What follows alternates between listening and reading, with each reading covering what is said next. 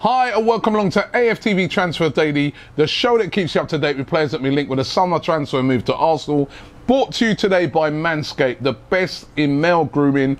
Don't forget, if you want to get hold of any of the Manscaped stuff, click the link in the description. You can get up to 20% off. Brilliant stuff. Lounging here by the pool, man. It's so nice, man. I have to take a dip after this. And enjoyed the game last night. Not the first half of the game, I have to admit. I thought the first half, I don't know if it was caused by the rain delay because the game was at one stage was in doubt. But in the second half, Arsenal came out and they really turned up, and good performance in the end. Gabriel Jesus, yet again the man on fire. Eddie Nketiah with a goal, got the man of the match as well. And also good performances in the game by Saleem. How good did he look? And yeah, I enjoyed it. The American Arsenal fans over here are absolutely fantastic. Their knowledge, their support, the passion from these fans was absolutely brilliant. And also, it was good to see Zinchenko up there in the stands, sat next to Edu.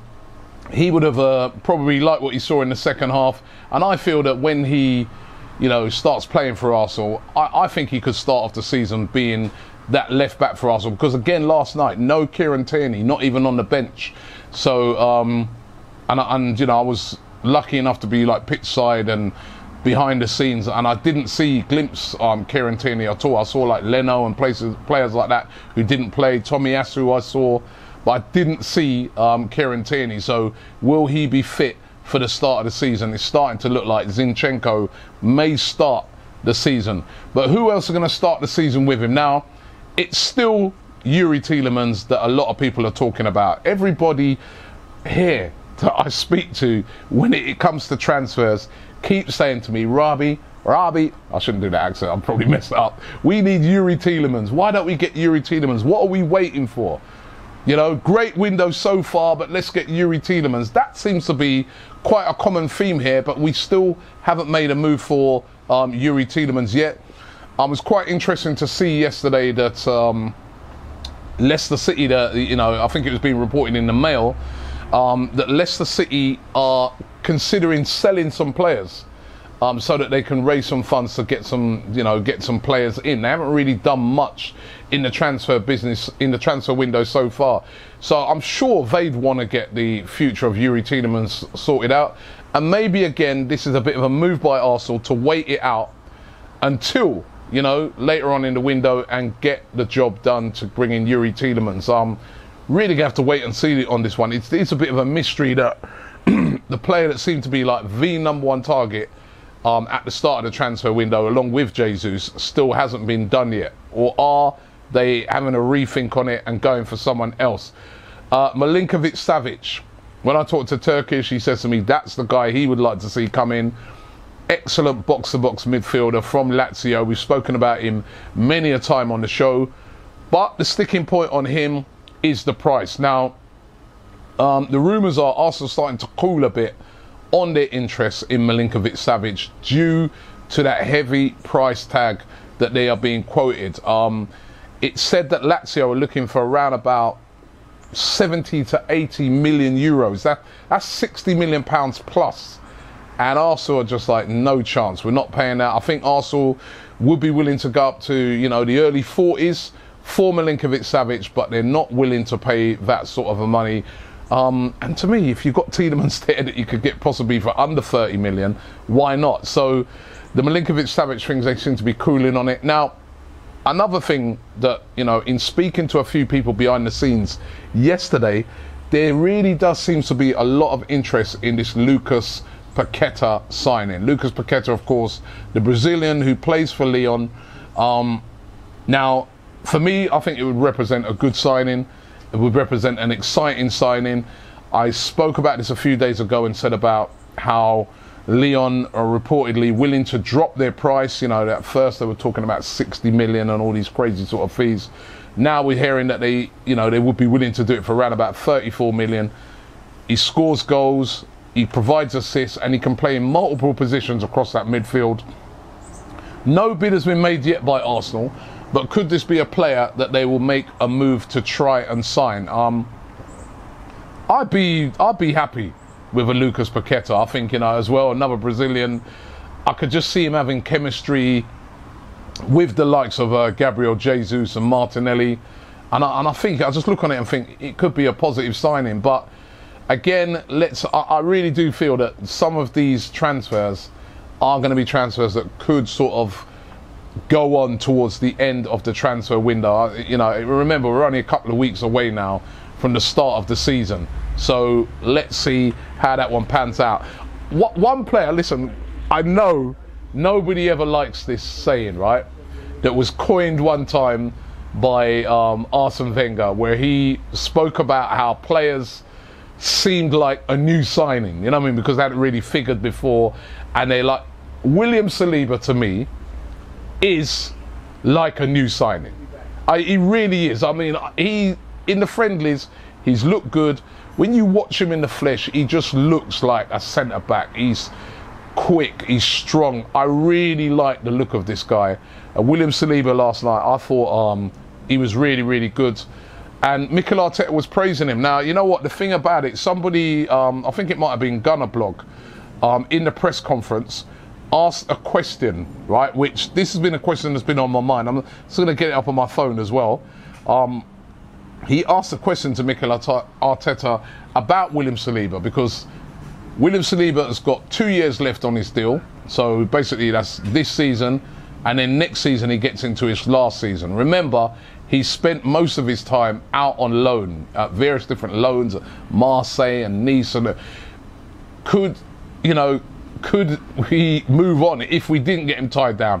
I note today that I see a rumour that Barcelona are interested in him. They're struggling to get the deal done for Jules Koundé. Looks like he's going to be going to Chelsea, and Barcelona said to be interested in William Saliba. We've seen other clubs interested in Saliba as well.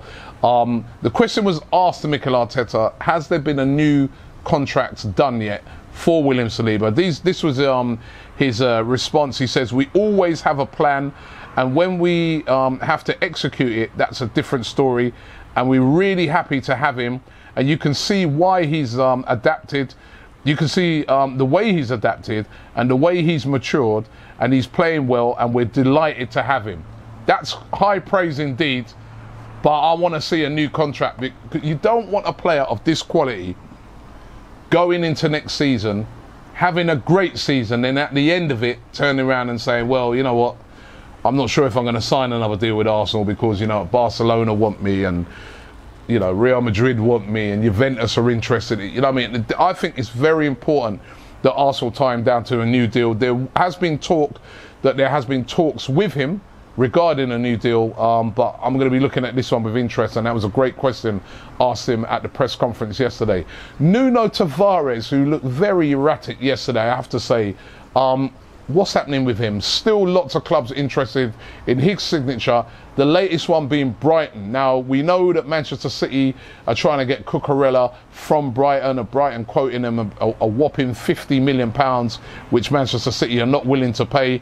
But they're trying to negotiate. My thing is, I think that will get done. Normally City get their man, but if not, if they do, there's a lot of talk that Brighton are going to turn their attentions to Nuno Tavares. Now, whether it be a loan or whether it be a permanent move, I'm not sure.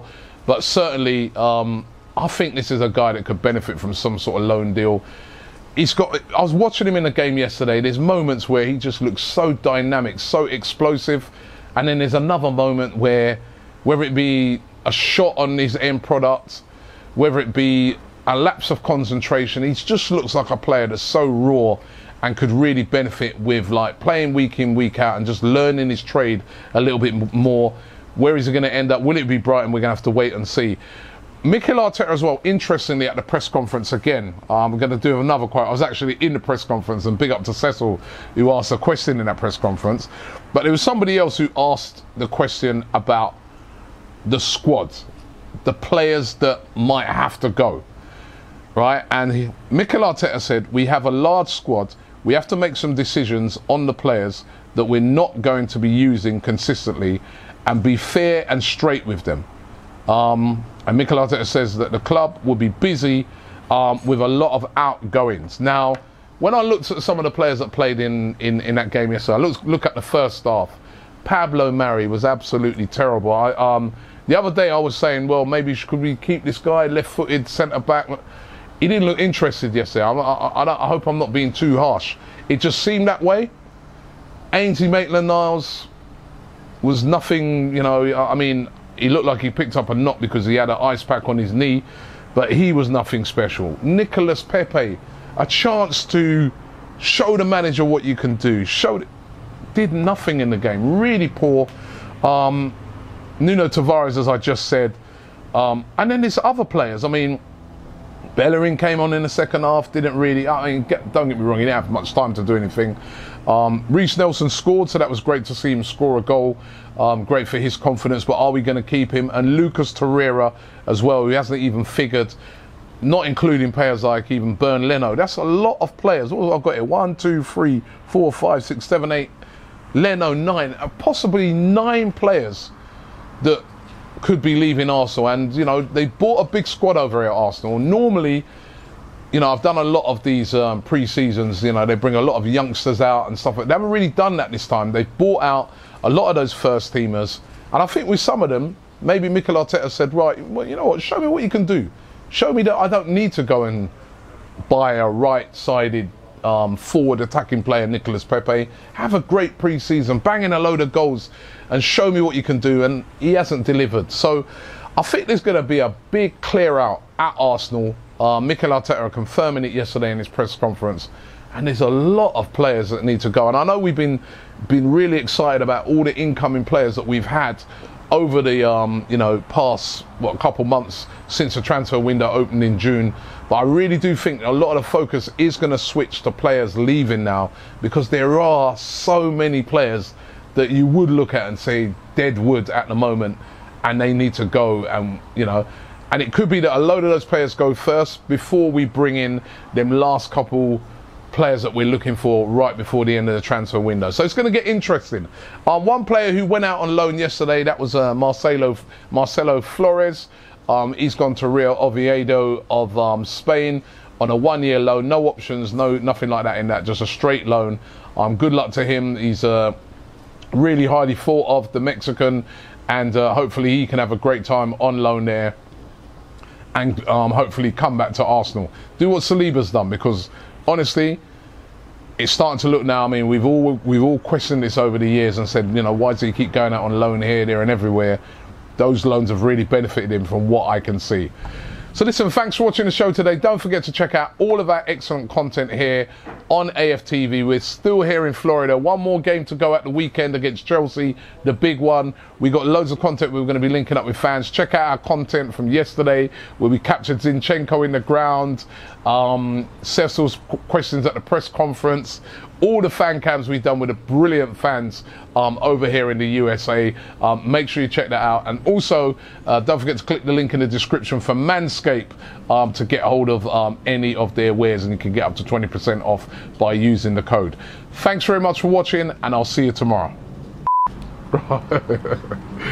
Thank you very much, sir. Shop for AFTV merch at shop.aftv.co.uk. Subscribe to us on YouTube. Follow us on Instagram, Facebook, Twitter, TikTok, Snapchat, and Twitch. We've got content for every platform, so check it out.